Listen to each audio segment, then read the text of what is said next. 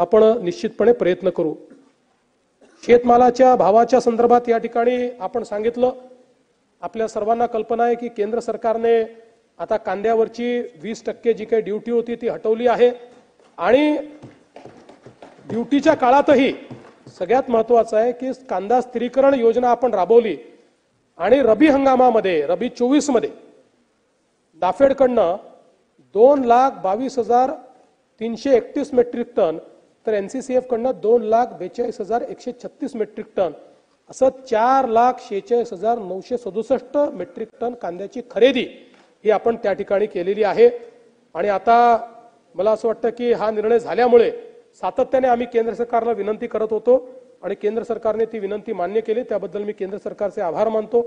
कापसाच्या संदर्भात आपल्याला कल्पना आहे की 7,121 रुपये मध्यम धाग्याकरता आणि 7,521 रुपये प्रति क्विंटल लांब धाग्याकरता असे दर निश्चित केले आहेत, जे गेल्या हंगामापेक्षा 501 रुपये जास्त आहेत। 18 मार्च 25 पर्यंत 143.81 लाख मेट्रिक टन कापूस खरेदी आपण केली आहे आणि याचे 10,660 कोटी रुपये ऑलरेडी शेतकऱ्यांच्या खात्यामध्ये त्या ठिकाणी दिलेले आहेत। आता प्रामुख्याने 19 जिल्हे महत्त्वाचे आहेत, त्या जिल्ह्यांमध्ये ही कापूस खरेदी चाललेली आहे। 30 नवीन केंद्र उघडण्याच्या संदर्भात आपण त्या ठिकाणी विनंती केलेली आहे आणि ते देखील आपण लवकरच उभारू।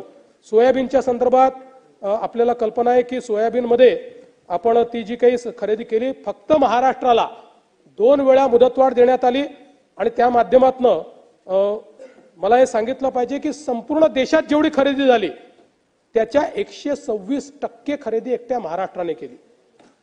म्हणजे देशात 8,77,000 टन झालं आणि एकट्या महाराष्ट्रात 11,21,000 टन। गेल्या 12 वर्षात महाराष्ट्राने जेवढी खरेदी केली त्याची एकूण बेरीज केली तरी त्यापेक्षा जास्त खरेदी या एका वर्षात महाराष्ट्राने या संदर्भात केलेली आहे। तुरीच्या संदर्भात 7,550 रुपये प्रति क्विंटल एवढा भाव हमी भाव दिलाय। 550 रुपये तो मागील वर्षीपेक्षा अधिक आहे आणि साधारणपणे त्या संदर्भात आपली जे मार्केट इंटरव्हेन्शन 25% खरेदी अशा प्रकारची जी योजना आहे त्यात खरेदी सुरू झालेली आहे। त्यामध्ये जवळपास 2,97,430 मेट्रिक टन खरेदीची व्यवस्था आपण उभारलेली आहे। नाफेडकडनं 459, एनसीसीएफ कडनं 160 अशा 619 खरेदी केंद्रांची सुरुवात झालेली आहे। तिथे खरेदी प्रक्रिया सुरू आहे। 66,572 शेतकऱ्यांनी नोंदणी केलेली आहे आणि 1,12,863 क्विंटल एवढी तूर आपण ऑलरेडी खरेदी केली आहे। हरभऱ्याकरता 5,650 प्रति क्विंटल इतका हमीभाव जाहीर झालाय आणि 24 मार्च 2025 पासून आता त्याच्या नोंदणीची प्रक्रिया आपण प्रारंभ केली आहे।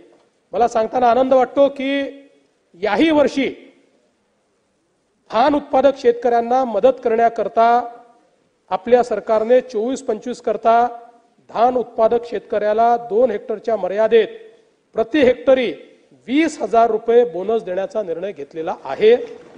1,800 कोटी रुपये याला लागणार आहेत आणि या निमित्ताने शेतकऱ्यांच्या पाठीशी आपलं सरकार हे उभं आहे। म्हणजे एक अतिशय दुर्दैवी घटना आपल्याकडे झाली ती म्हणजे कैलास नांगरे या पुरस्कार प्राप्त शेतकऱ्यांची आत्महत्या।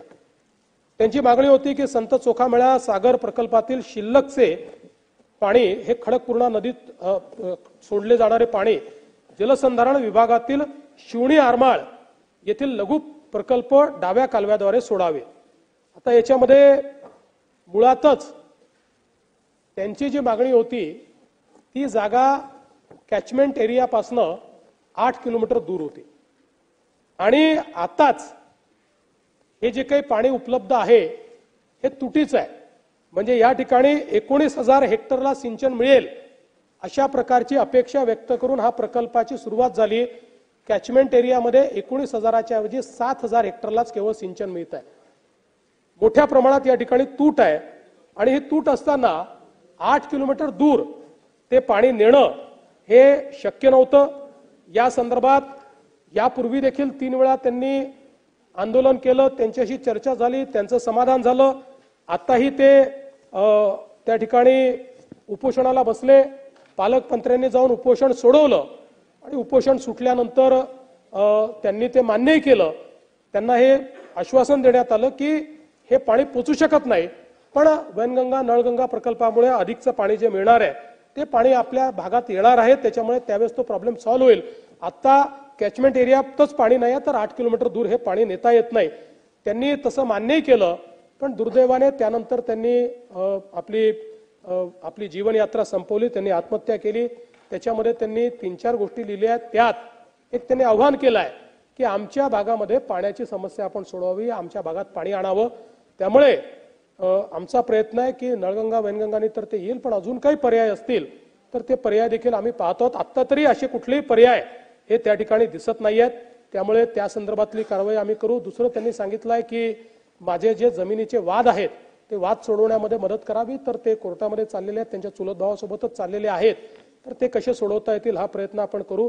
तिसरी त्यांनी एक अपेक्षा व्यक्त केली की माझ्या मुलांचा सांभाळ हा त्या ठिकाणी सरकारने करावा. निश्चितपणे त्यांच्या मुलांना दत्तक घेऊन आणि त्यांचं पुढचं शिक्षण वगैरे योग्य प्रकारे झालं पाहिजे याची व्यवस्था ही सरकारच्या वतीनं किंवा आम्ही पर्सनली त्या ठिकाणी लावण्याचा प्रयत्न करू. पण या निमित्ताने मला हे